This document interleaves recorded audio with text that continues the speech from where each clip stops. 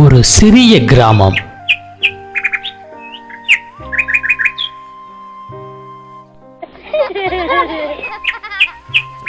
அந்த கிராமத்துல 3 நண்பர்கள் இருந்தாங்க. அருண், விஜய், காவியா. இவங்க சாதாரண நண்பர்கள் இல்ல. நேர்மை, நல்ல மனசு, மற்றவர்களுக்கு உதவணும்ன்ற எண்ணம் கொண்டவர்கள் தான் இந்த 3 பேரும். ஆனா பள்ளியில இவங்கள யாருமே புரிஞ்சுக்கல. ஏன்னா இவங்க நல்லவங்க அப்படின்றதுனாலயே இவங்க பல கிண்டல் கேலிகளுக்கும் ஆளானாங்க. காவியா, விஜய், இங்கிருந்து நாம போகலாம். நீங்க ஏன் இப்படி பண்றீங்க? ஆனா இவங்க 3 பேரும் என்னதான் பல கவலைகள் இருந்தாலும் அதையெல்லாம் ஓரமா தள்ளி வச்சுட்டு தொடர்ந்து நல்லது செய்ய முன்னேறினாங்க.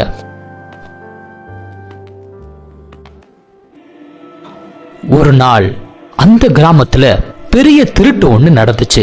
ஒரு வீட்டுல இருந்த தங்க நகைகள் எல்லாம் காணாம போயிடுச்சு. நம்ம கஷ்டப்பட்டு சேர்த்த நகைகள் எல்லாம் இப்படி போயிருச்சே. கவலைப்படாதீங்கம்மா, நாங்க இருக்கோம். அந்த நகைகளை நாங்க திருப்பி கொண்டு வரோம். எப்படி நாம அந்த திருடங்களை கண்டுபிடிக்க போறோம்? கொஞ்சம் பொறுமையா இருங்க, கண்டிப்பா இதுக்கு ஒரு வழி கிடைக்கும். அடுத்த நாள் 3 பேரும் ரகசியமா விசாரணைய ஆரம்பிச்சாங்க. சந்தேகமான ஆள்களை கவனிச்சாங்க. அந்த வீட்ல இருந்து பல தடயங்களை அவங்க கண்டுபிடிச்சாங்க. முக்கியமா காலடி தடங்களை கண்டுபிடிச்சு திருடர்கள் எந்த வழியா போயிருக்காங்கன்னு கண்டுபிடிச்சாங்க. இப்படி அவங்க பல விஷயங்களை கண்டுபிடிச்சு கிராமத்துக்கு வெளியே இருக்கிற காடு வரைக்கும் போனாங்க. அங்க ஒரு பழைய குடிசை ஒண்ணு இருந்தது. அதுக்குள்ள இவங்க நினைச்ச மாதிரி அந்த திருடர்களும் உள்ள இருந்தாங்க.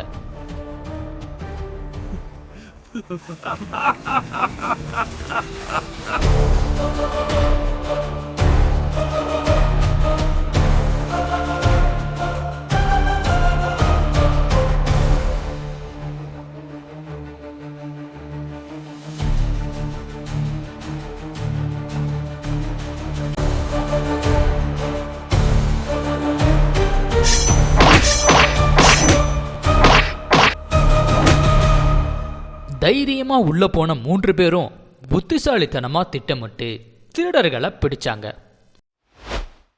திருட்டு போன பொருட்களை எல்லாம் மீட்டும் கொண்டு வந்தாங்க. அந்த வீட்டுக்காரங்க கண்ணீர் மல்க நன்றியும் சொன்னாங்க. அடுத்த நாள் பள்ளியில கிண்டல் பண்ண அதே மாணவர்கள் இப்போ மரியாதையோட பேச ஆரம்பிச்சாங்க. அவங்களோடையும் நட்பாவும் நெருங்கி பழகவும் ஆரம்பிச்சாங்க.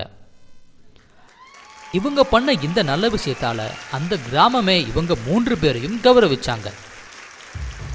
வயசு சின்னதா இருந்தாலும் மனசு பெரியதா இருந்தா யாரு வேணாலும் ஹீரோ ஆகலாம் அப்படிங்கிறத இவங்க 3 பேரும் நிரூபிச்சு காட்டினாங்க.